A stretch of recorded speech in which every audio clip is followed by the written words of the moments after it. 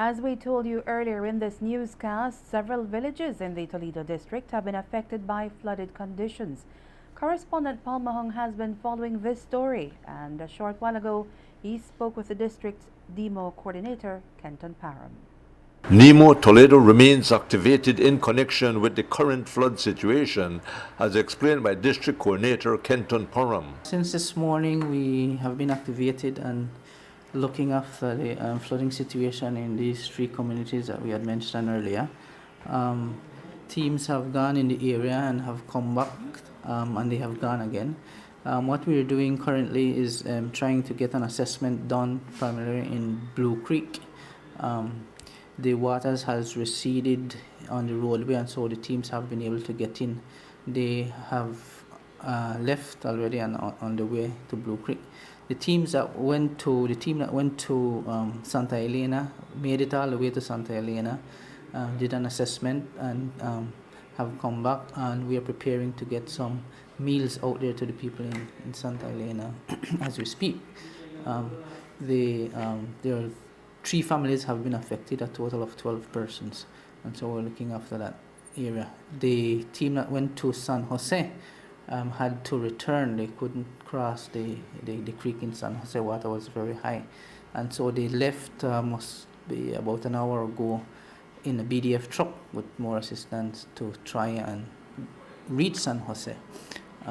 We are hoping that the water has receded some now, and the BDF truck is going to be able to get in. The team are going to San Jose will do an assessment out there and come back as well. The thing with San Jose is we have not been able to have further contact with them, and so it's necessary that the team arrive in that village and do that assessment. We're calling on the chairperson if they can please contact the NEMO office. We need some sort of communication with them other than the initial contact they made with us earlier this morning through the Honorable Oscar Kenya, no?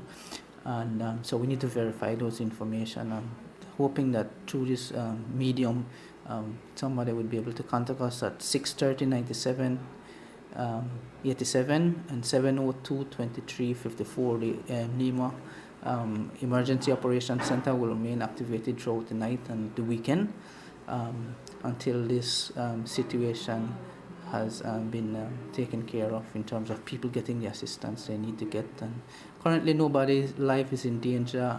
Homes were inundated, and we are looking after those humanitarian needs, like I said, as we speak now, and we won't stop until that is done.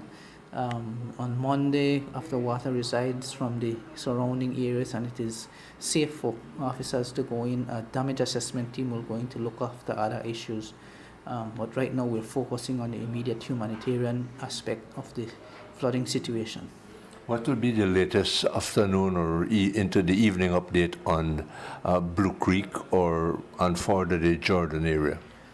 The Jordan area, the water had come a little bit over the bank, and the situation in Jordan is not as precarious as before due to the fact that we have done some major work in Jordan and relocated the village to higher ground. So all the people there has the homes that they live in currently. If it's flooded out, they have their home up on the hill now, and so yes, we expect some reports from them in terms of maybe farming and stuff like that. But as it regards to them being flooded out, the homes that we have rebuilt is on high ground and safe, far away from the river. Blue Creek, around midday, I believe we got a call from them, and we have periodic contact with them, constant contact with them, and they reported that the river has stopped rising, and so it's cresting, and we hope that it'll start go down now. As we approach the evening hours, are there indications whether the water is still over the Blue Creek Bridge and vehicles can pass? No, at this time the bridge is closed to traffic. The water was very high, I believe up to 15 feet high. It's cresting, and if it's going down now, it's probably still another 10 feet over the bridge. So it'll be a while before the Blue Creek Bridge is open to traffic. With the villagers tuned into Love FM for every information because they are thirsty for it, what advice would you have to give at this time? Well, the normal thing that we put out, and we always try to communicate this via the radio and whatever means possible for people in flood-prone areas and low-lying areas, especially, we're in the rainy season, which is no secret, for them to exercise caution and to be alert, especially, you hear the rain, you see the rain coming, that type of thing. Try to take care of your belongings and get them out of the flood path, especially your food, clothing, this type of thing, and just to be alert and monitor the situation.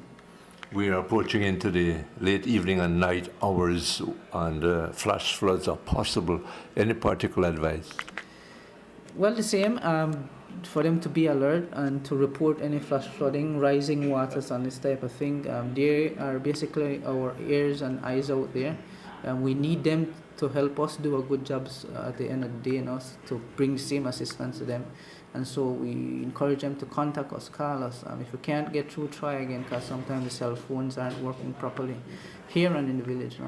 And once we're activated, the office phone is there as an emergency phone, 702-2354, and we will remain activated throughout this time to ensure that we can respond to these incidents. We have the government vehicles are in, the officers are here, and so we will keep an eye over this situation until it normalizes again.